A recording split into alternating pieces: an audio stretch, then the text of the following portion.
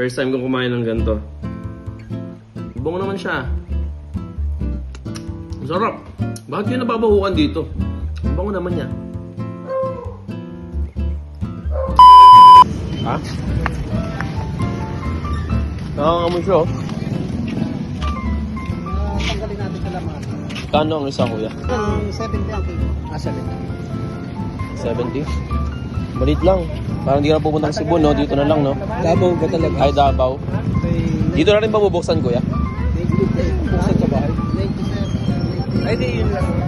Sige, okay na daw yan, kuya. Huwag na daw. Okay na. Gusto niya siya nang bubukas eh. May kagalit ka, no? Sampal mo yan, no? Haga ang approval, ah. 97.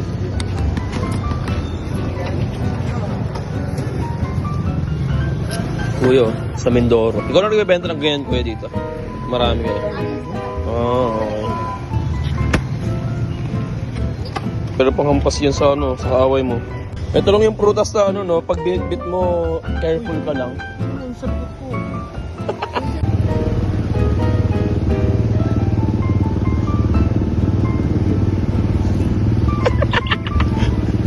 Gagalit.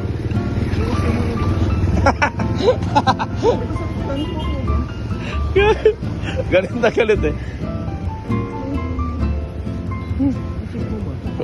Galit na eh. Kasi hindi ako nakain. Noiso. Ah, di ba yun? Hello mga tayo. Hello po. Durian.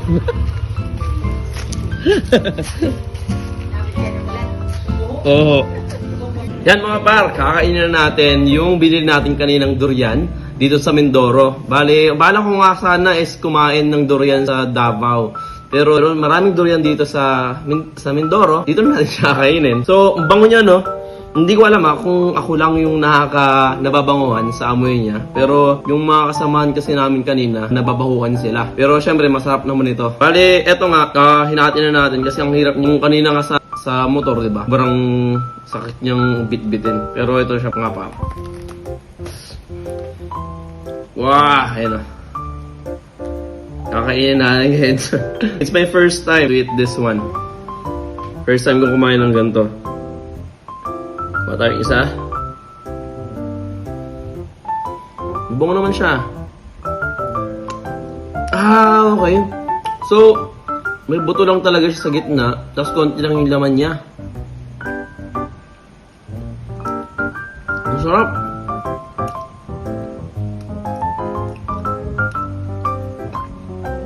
Ang sarap.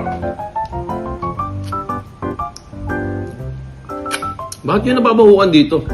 Ang bango naman niya. Kuha pa tayo. Ang bango. Oy, baka sabihin niyo may sira yung ilong ko ah.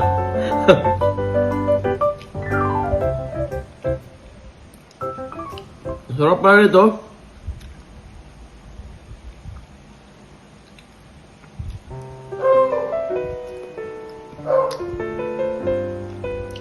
Sarap.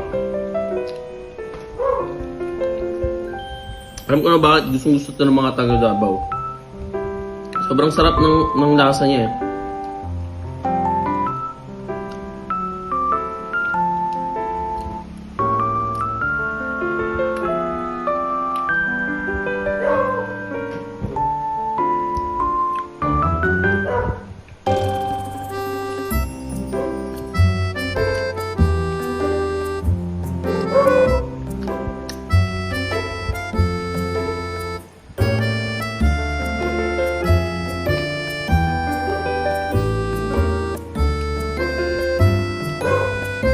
Sarap.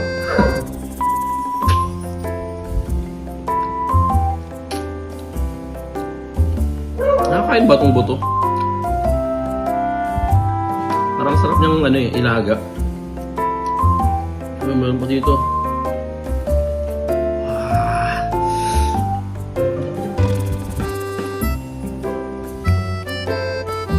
Sarap. Ang sarap niya.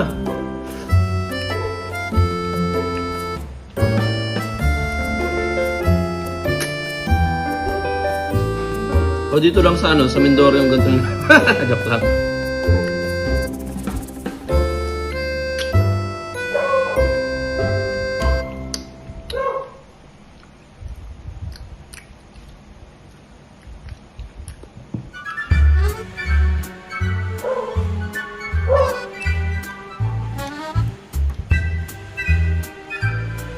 Sarap niya, bro.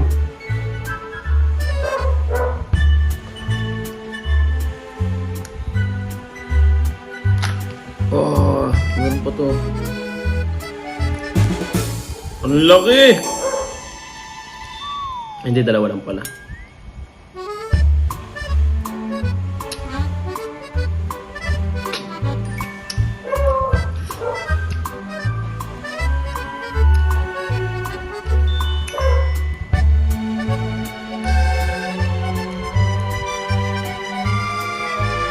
Ano pa isa? Wow!